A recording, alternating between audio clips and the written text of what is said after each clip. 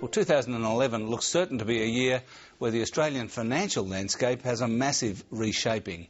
Not only will the Cooper reforms on super kick in, but a new giant will be created with the $14 billion merger of AMP and the Australian arm of AXA. Together they'll become the biggest provider of retail super, managed funds and life insurance.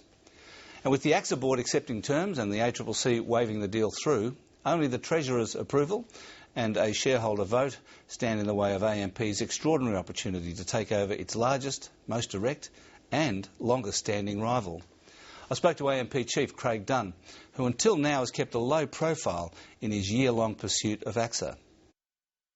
Well, Craig Dunn, AMP and AXA have been sort of bitter competitors since 1869, when National Mutual was formed by John Templeton.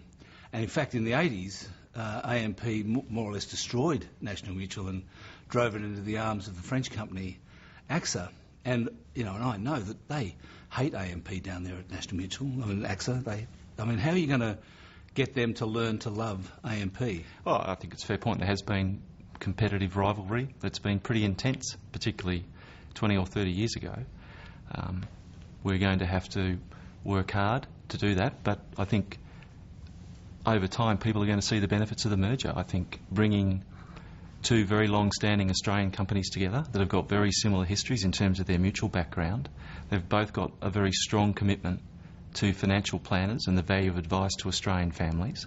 So whilst there are differences and there are histories that you've talked about, I think over time that's something that we can do very well. And people will see that it's going to be a stronger and more competitive business as a consequence of the merger. But would you say that the integration issues and the cultural issues are your greatest challenge in this? Well, I think businesses always have differences in culture. I've worked in several businesses and the cultures are always different, and that's an important point to recognise. I think, though, there are more similarities that are more important. Now, I think what defines a culture most is how you interact with the end customer. We both do that through financial planners, and as I said, I think there are more similarities. I think over time people will understand that and they'll see the benefit of bringing the two businesses together and the success that can bring all stakeholders. I think you set aside $285 million for integration costs, which has got to be some kind of record. But what are you going to spend that money on? Well, there'll be a range of initiatives that go together in terms of merging the two businesses. One of the benefits of bringing the two businesses together is the critical mass that we'll have in terms of our capacity to invest more significantly in platforms and products and improve services for planners and for customers. Are you expecting to lose many planners? Well, there's always a risk of revenue attrition, and we have allowed for some of that in our modelling. I mean, our intent, of course, is not to do that. One of the key attractions of merging with the AXA business is the diversity of their financial planner groups, and we want to work with those planners to grow their businesses and let them be more prosperous and improve their offering to their clients. Now, you mentioned scale, or at least that's going to be a result of it. Is that the main reason for is that the main benefit for merging these two companies, that you get larger and you get the synergies? That's an important benefit. I think by bringing the two businesses together you do get greater scale. That will lower our unit costs and that will improve our capacity to compete in the market. But there are a whole range of other benefits that come from the merger. As I said, the diversity of the multi-branded financial planning groups that AXA has is very attractive to us. They've got a very strong presence, a much greater presence than we have in the IFA market, and of course it gives us significant opportunities to improve the platform offering, the joint platform offering of both businesses. How do you see wealth management and financial services generally changing over the next few years, and how does the merger fit in with that view that you have? Well, it's been a pretty difficult time for most wealth management businesses following the GFC. Hopefully we're going to see a recovery in net cash flows as markets start to recover and we see confidence come back into the market. And there's also been a lot of regulatory changes. We've had a couple of inquiries, the banning now of commissions by both the Financial Planning Association and the government. So obviously there's a lot of evolution. There are some significant changes going forward in the industry. As you said, there's the change in commissions, which both businesses have already moved on very quickly, both AMP and AXA. There's the Cooper report that is going to be landed at some point in terms of the legislative change. which is also a very significant change.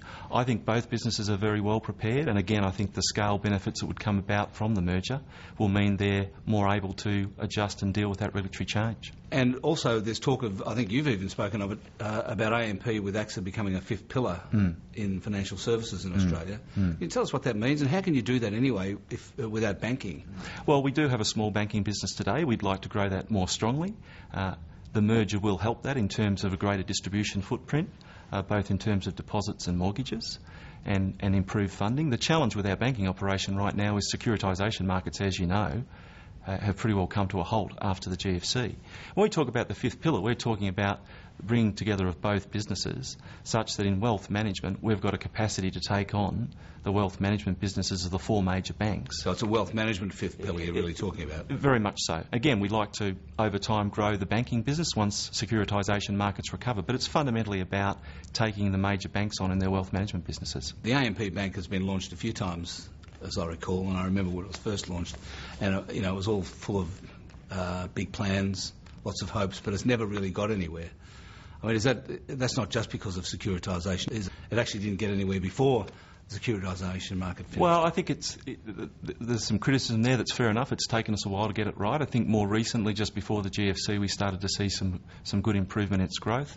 It's now earning a return on capital above 15%, so it's made some good strides, and I think it can be a very competitive player in the market should securitisation markets recover. And I think one thing that the government's done very well is try and stimulate that through its AFOM program and trying to encourage and stimulate the rebirth of the securitisation market in Australia. And there's also, the Treasurer is also talking now about boosting building societies and credit unions as being another kind of fifth pillar. I mean, what do you think of that, and does that fit in with what you're trying to do? Well, I think the first point to make about banking competition more generally is, we're very fortunate in Australia to have such a strong and secure banking system, and there are a lot of Western countries, as you know, today that don't have that. Clearly, following the GFC, we've seen a reduction in banking competition, and understandably that's creating a lot of sensitivity in the broader community. As I said, I think the government initiative in terms of the AFM and securitisation program has been a very good one. I don't think there's a magic wand that any government can wave and suddenly cause there to be more banking competition. How important in the takeover of AXA is the North platform? That was the reason that the ACCC knocked NAB back from taking it over. Is that a central part of the reason you want AXA?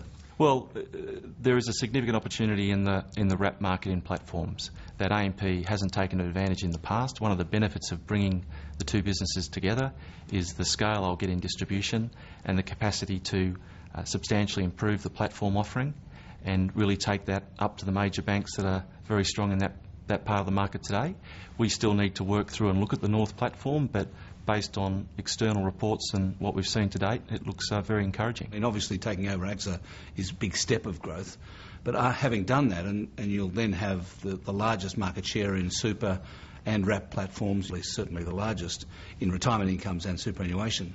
I mean, where do you go from there? Where's the future growth come from? There's a way to go in merging the two businesses and getting that to be successful, which we're very confident we can do, and it will mean a significant presence in many of the markets you said, and that will lead to significant benefits for all stakeholders, including the joint shareholders. Beyond that, we're starting to expand into Asia. It's very much a focus for us in asset management. We're not interested in growing or building life insurance businesses in Asia. We've now got a small presence in 4 countries: Japan, China, India and Singapore. About 8% of our assets under management come from Asia, so that's another longer term growth strategy that we'll seek to build on over time. And you haven't got a keep off the grass agreement with AXA SA as a part, because obviously AXA will buy the Asian businesses of AXA Australia. Yes, we're free to develop our businesses in Asia as we see fit, but again we've got a pretty significantly different strategy to the one that exists or will exist in AXA SA, which is more about growing life insurance businesses. Our focus is more on asset management and pensions. Thanks for joining us, Craig Dunn. Thanks very much, Alan. Cheers.